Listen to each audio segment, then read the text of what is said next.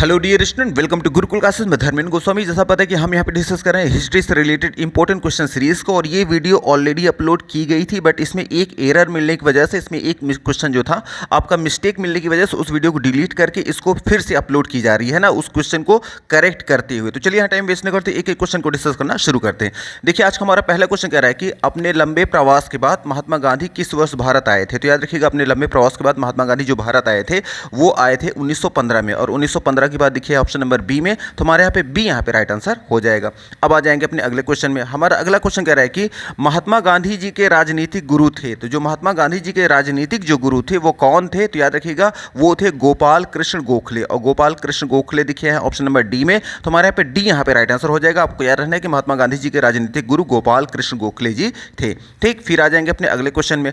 हमारा अगला क्वेश्चन कह रहा है कि अहमदाबाद में कपड़ा मिलों में जो काम करने वाले जो कामगार लोग थे उनके लिए किस वर्ष संघर्ष किया गया था। तो याद रखिएगा, अहमदाबाद में कपड़ा मिलों में कामगारों के लिए जिस वर्ष संघर्ष किया गया था वह वर्ष था 1918, और 1918 की बात देखिए है ऑप्शन नंबर ए में, तो हमारे यहाँ पे ए यहाँ पे राइट आंसर हो जाएगा।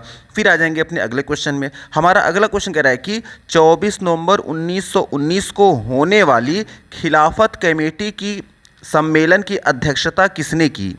तो याद रखिएगा, 24 नवंबर 1919 को होने वाली खिलाफत कमेटी के सम्मेलन की जिन्होंने अध्यक्षता की थी वो थे महात्मा गांधी जी, और महात्मा गांधी जी की बात देखिए ऑप्शन नंबर डी में, तो हमारे यहाँ पे डी यहाँ पे राइट आंसर हो जाएगा। फिर आ जाएंगे अपने अगले क्वेश्चन में। हमारा अगला क्वेश्चन कह रहा है कि सितंबर 1920 में लाला लाजपत राय की अध्यक्षता में कांग्रेस का अधिवेशन हुआ, जिसमें महात्मा गांधी ने किस आंदोलन हेतु प्रस्ताव प्रस्तुत किए या पेश किए। तो याद रखिएगा, सितंबर 1920 में लाला लाजपत राय की अध्यक्षता में कांग्रेस का जो अधिवेशन हुआ था उसमें महात्मा गांधी जी ने असहयोग आंदोलन हेतु प्रस्ताव पेश किए थे, और असहयोग आंदोलन की बात देखिए है ऑप्शन नंबर बी में, तो हमारे यहाँ पे बी यहाँ पे राइट आंसर हो जाएगा। अब आ जाएंगे अपने अगले क्वेश्चन में। हमारा अगला क्वेश्चन कह रहा है कि चौरी चौरा घटना के बाद किस आंदोलन को वापस ले लिया गया। तो याद रखिएगा, चौरी चौरा घटना के बाद असहयोग आंदोलन को वापस ले लिया गया था, और असहयोग आंदोलन की बात देखिए है ऑप्शन नंबर ए में, तो हमारे यहाँ पे ए यहाँ पे राइट आंसर हो जाएगा।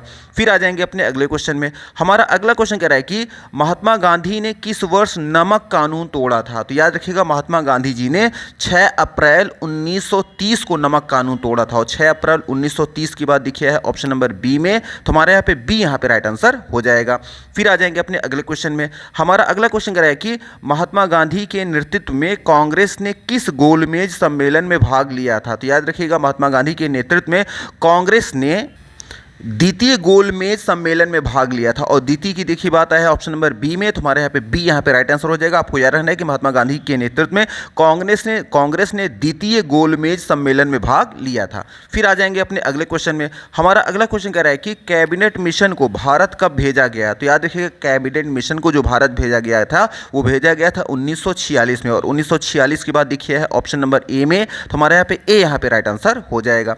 फिर आ जाएंगे अपने अगले क्वेश्चन में। हमारा अगला क्वेश्चन कह रहा है कि a bunch of old letters, पत्रों के संकलन किसने जारी किए थे। तो याद रखिएगा, अ बंच ऑफ ओल्ड लेटर्स नामक जो संकलन था पत्रों का, इसे जारी किया गया था पंडित जवाहरलाल नेहरू के द्वारा, और पंडित जवाहरलाल नेहरू की बात देखिए है ऑप्शन नंबर बी में, तो हमारे यहाँ पे बी यहाँ पे राइट आंसर हो जाएगा। आपको याद रखना है कि a bunch of old letter, पत्रों का जो संकलन किया गया था ये पंडित जवाहरलाल नेहरू के द्वारा किया गया था।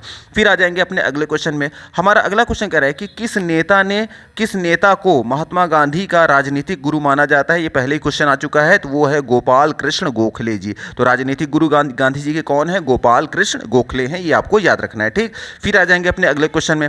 हमारा अगला क्वेश्चन कह रहा है कि 1885 में बंबई के भारतीय राष्ट्रीय कांग्रेस अधिवेशन के अध्यक्ष थे। तो जो 1885 में बंबई के भारतीय जो राष्ट्रीय कांग्रेस का जो अधिवेशन हुआ था उसके अध्यक्ष कौन थे। तो याद रखिएगा, उसके अध्यक्ष थे डब्ल्यू.सी. बनर्जी, और डब्ल्यू.सी. बनर्जी लिखे हैं ऑप्शन नंबर बी में आए हैं, तो हमारे यहाँ पे बी यहाँ पे राइट आंसर हो जाएगा। आपको याद रखना है कि 1885 में बंबई के भारतीय राष्ट्रीय कांग्रेस अधिवेशन के जो अध्यक्ष थे वो डब्ल्यू.सी. बनर्जी थे।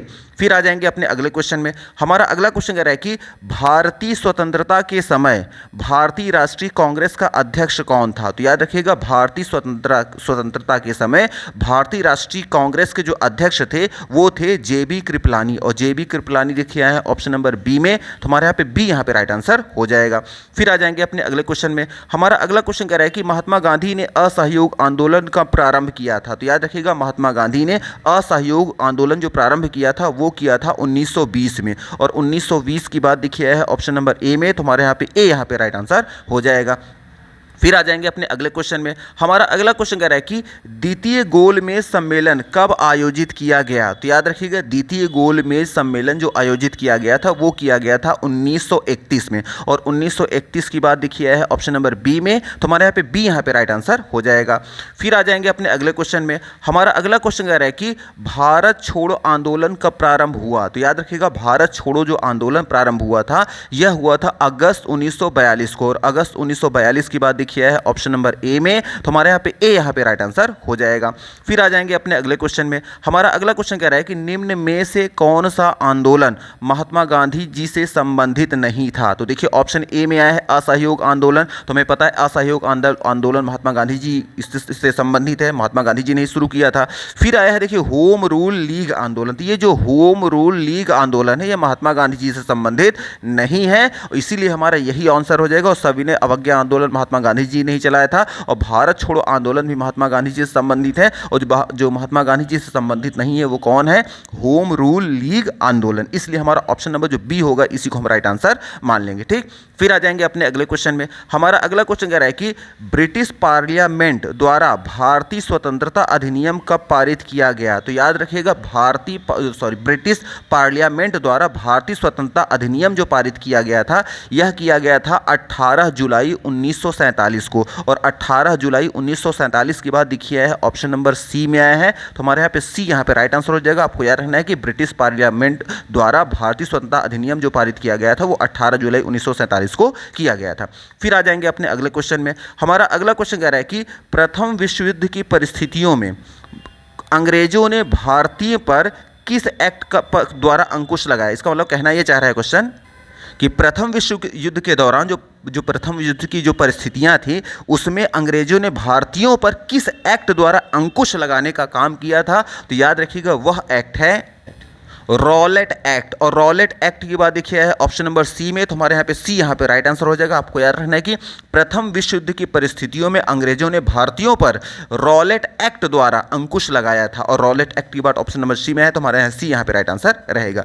फिर आ जाएंगे अपने अगले क्वेश्चन में। हमारा अगला क्वेश्चन कह रहा है कि खिलाफत आंदोलन का नेतृत्व किसने किया था? तो याद रखिए, खिलाफत आंदोलन का जो नेतृत्व किया गया था, अगर तीनों ऑप्शन की बात करें तो मोहम्मद अली के द्वारा भी किया गया था और शौकत अली के द्वारा भी किया गया था। तो मोहम्मद अली और शौकत अली दोनों के द्वारा किया गया था, इसलिए हमारा ऑप्शन नंबर जो सी होगा ना, डी सॉरी यहाँ डी जो होगा, ए और बी दोनों हमारे यहाँ पे राइट आंसर हो जाएगा। आपको याद रखना है कि खिलाफत आंदोलन का जो नेतृत्व किया गया था वो मोहम्मद अली के द्वारा भी किया गया था और शौकत अली के द्वारा भी किया गया था। फिर आ जाएंगे अपने अगले क्वेश्चन में।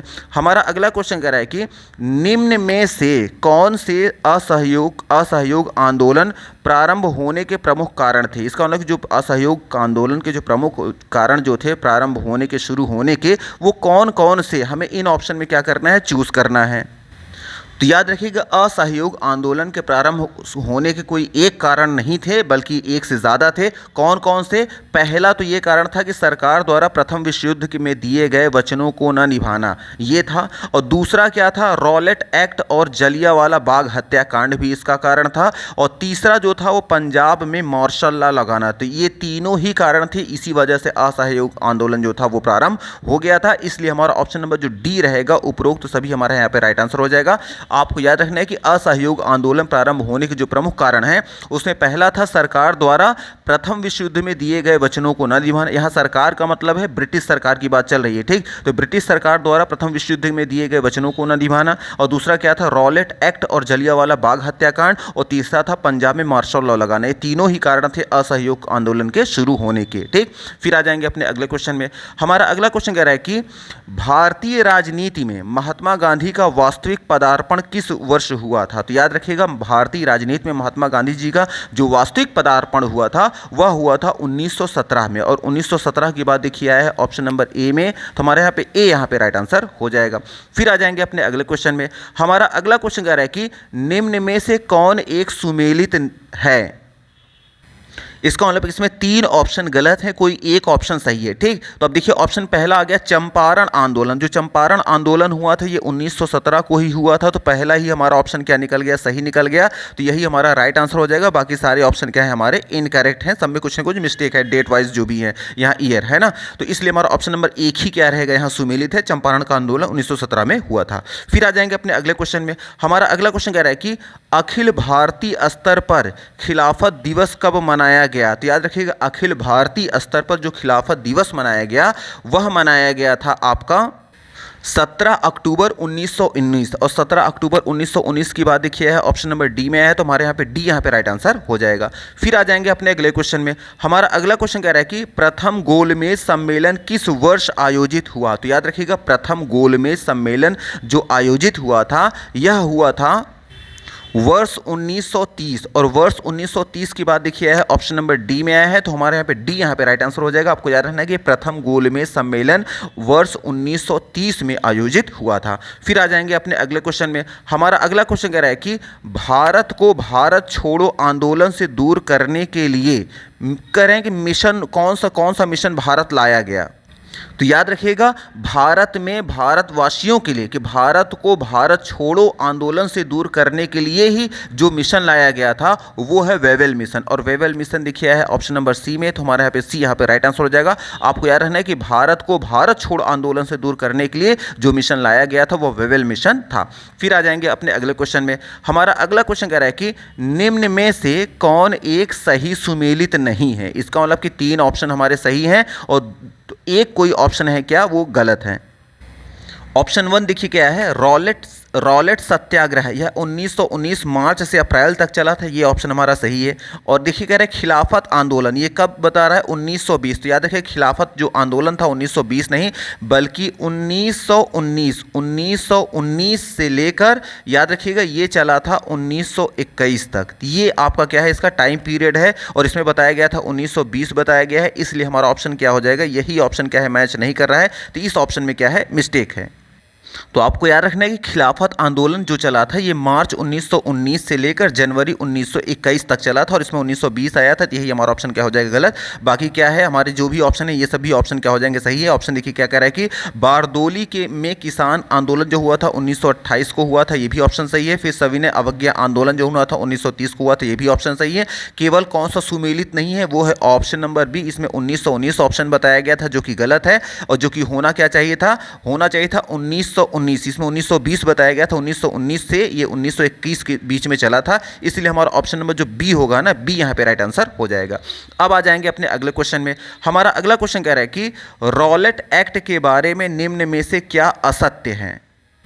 देखिए पहला ऑप्शन क्या कह रहा है कि प्रांतीय सरकारों को बिना किसी वारंट के तलाशी, गिरफ्तारी तथा बंदी प्रत्यक्षीकरण की शक्तियां प्रदान कर दी गई थी। ये बात बिल्कुल सही है, तो ये तो बिल्कुल गलत नहीं है। फिर कह रहा है कि इस एक्ट को भारतवासियों द्वारा काला कानून कहा गया था, तो ये भी ऑप्शन क्या है? बिल्कुल सही है। फिर कह रहे हैं इसका गांधी जी द्वारा विरोध भी किया गया था, तो ये भी ऑप्शन क्या है? सही है। इसका मतलब कि कोई भी ऑप्शन इसमें गलत नहीं है, इसलिए हमारा ऑप्शन नंबर जो डी होगा ना, उपरोक्त में से कोई भी नहीं, इसका मतलब कि कोई भी बात असत्य नहीं है, इसलिए हमारा ऑप्शन नंबर डी यहाँ पे राइट आंसर हो जाएगा। आपको याद रखना है कि रॉलेट एक्ट के बारे में क्या बात सही है। यहाँ पे असत्य पूछा था, सत्य कोई नहीं, इसका मतलब तीनों बातें सत्य हैं। क्या क्या? पहला तो यह है कि प्रांतीय सरकारों को बिना किसी वारंट के तलाशी, गिरफ्तारी तथा बंदी प्रत्यक्षीकरण की शक्तियां प्रदान कर दी गई थी।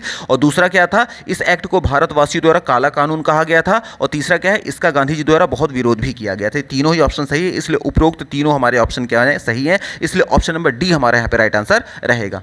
अब आ जाएंगे अपने अगले क्वेश्चन में। हमारा अगला क्वेश्चन कह रहा है कि चौरी चौरा घटना किस तिथि को घटित हुई थी? तो याद रखिएगा चौरी चौरा जो घटना जो घटित हुई थी यह यह हुई थी 4 फरवरी 1922 को। 4 फरवरी 1922 के बाद देखिए ऑप्शन नंबर सी में, तो हमारे यहाँ पे सी यहाँ पे राइट आंसर हो जाएगा। फिर आ जाएंगे अपने आज के लास्ट क्वेश्चन में। हमारा अगला क्वेश्चन कह रहा है कि देखिए इसमें ऑलरेडी दे दिया गया है, महात्मा गांधी जी की मृत्यु कब हुई थी, तो ये हुई थी 30 जनवरी 1948 को ही हुई थी, इसलिए हमारा ऑप्शन नंबर बी यहाँ पे क्या रहेगा, राइट आंसर रहेगा। तो मे भी आपको समझ में आ गया होगा महात्मा गांधी जी की मृत्यु कब हुई थी, ये हुई थी 30 जनवरी 1948 को। तो मे भी यहाँ सारी चीज़ें आपको क्लियर हो गई होंगी। अगर सारी चीज़ क्लियर हो रही है प्लीज़ वीडियो को लाइक करना और चैनल को सब्सक्राइब करना ना भूलें। And thank you very much for watching this video. Thank you.